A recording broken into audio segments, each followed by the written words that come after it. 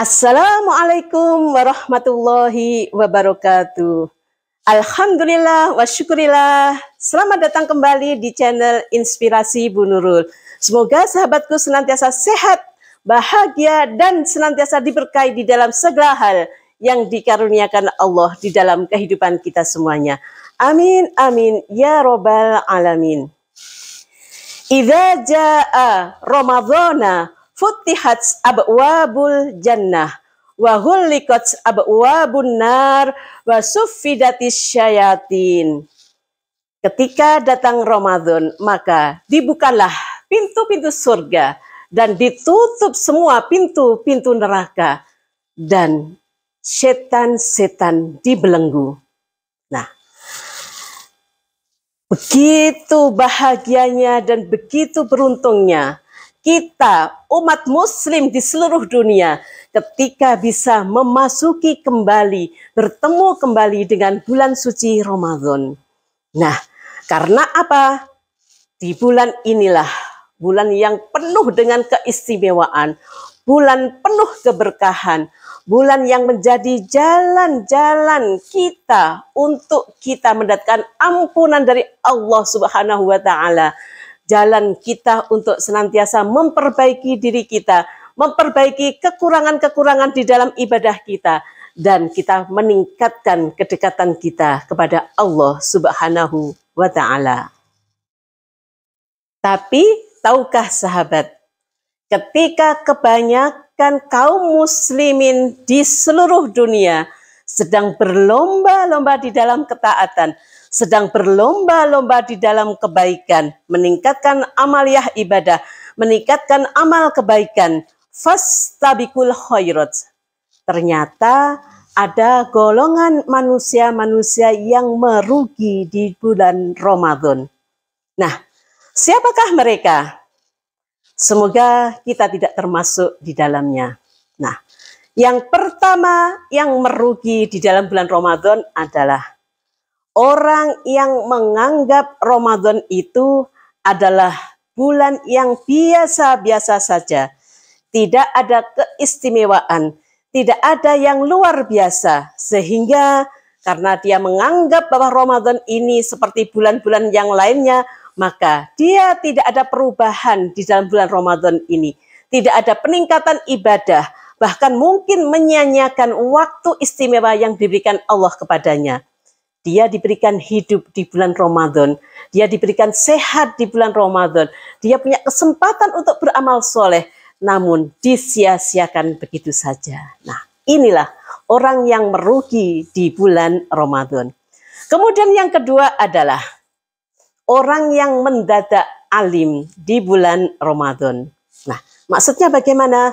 Mungkin di sekitar kita bisa melihat ada orang-orang yang di luar bulan Ramadan dia tidak pernah ke masjid. Kemudian ketika memasuki bulan Ramadan, dia menjadi orang yang rajin berjamaah di masjid.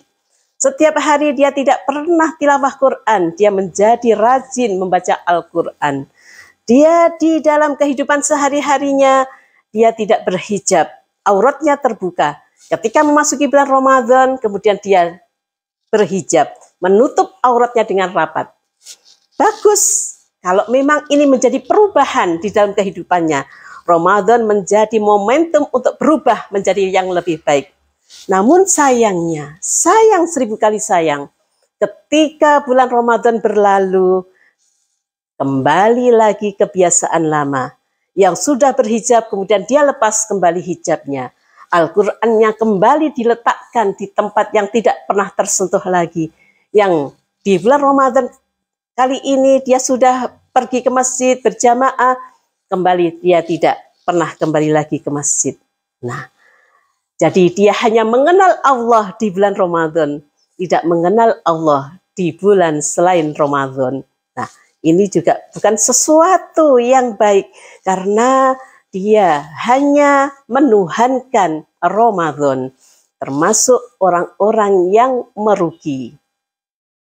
Yang ketiga adalah orang yang berpuasa sebatas menahan lapar dan dahaga. Dia berpuasa, tetapi kebiasaan-kebiasaan buruk di dalam hidupnya di luar bulan Ramadan tetap dilakukan. Dia tidak bisa menahan hawa nafsunya. Dia tidak mengajak panca inderanya juga untuk berpuasa. Di luar bulan Ramadan dia terbiasa menghibah. Dia terbiasa menggunjing, membicarakan orang lain. Kemudian dia suka berkata kasar. Dia juga berbohong dan lain sebagainya. Dan itu terbawa sampai di bulan Ramadan ketika dia berpuasa. Maka Rasulullah menyampaikan, kam min so'imin laisa lahul jaza ilal ju' wal atas. Banyak orang yang berpuasa, tetapi mereka tidak mendapatkan pahala, tidak mendapatkan apa-apa selain lapar dan dahaga. Betapa ruginya. Karena sejatinya puasa bukan hanya menahan lapar, dahaga, dan berhubungan, tetapi juga mengajak puasa pandangan mata kita, pendengaran kita, lesan kita, tangan, kaki, semua kita ajak berpuasa. Nah, itulah puasanya orang-orang khusus yang akan mendapatkan imbalan pahala dari Allah Subhanahu wa ta'ala. Man shoma Ramadhana imanan wahtisaban ghufiralahu ma taqaddama min dambi. Barang siapa yang berpuasa dengan dasar iman, dengan dasar hanya untuk mengharap pahala dari Allah Subhanahu wa ta'ala, ikhlas lillah karena Allah, maka diampunilah dosa-dosanya yang telah lalu. Nah, semoga kita bisa menjadikan puasa kita ini menjadi jalan ampunan dari Allah Subhanahu wa ta'ala. Kemudian yang keempat adalah orang yang menyia-nyiakan waktu di bulan Ramadan. Alangkah ruginya. Kita sudah dipersiapkan, dipertemukan dengan bulan suci Ramadan. Dan tidak semua orang, hanya kurang beberapa hari bertemu dengan bulan Ramadan, ternyata kemudian meninggal dunia. Ternyata tahun kemarin adalah tahun terakhirnya baginya Ramadan. Nah, sekarang kita bertemu lagi dengan bulan Ramadan. Alangkah indahnya, bahagianya, dan beruntungnya ketika kita bisa memanfaatkan setiap jam, setiap detik di dalam bulan Ramadan untuk senantiasa beribadah kepada Allah Subhanahu wa ta'ala. Perbanyak kita untuk tilawah Quran, perbanyak untuk sholat-sholat sunnah, kemudian kita banyak berinfak, bersedekah, dan amal-amal lain yang senantiasa membahagiakan orang-orang di sekitar kita. Idkhalus surur fil qalbil mu'minin. Nah, setiap waktu adalah sangat berharga di bulan Ramadan. Kemudian yang kelima, ini adalah seburuk-buruknya manusia. Seburuk-buruknya orang-orang yang sangat merugi di bulan Ramadan.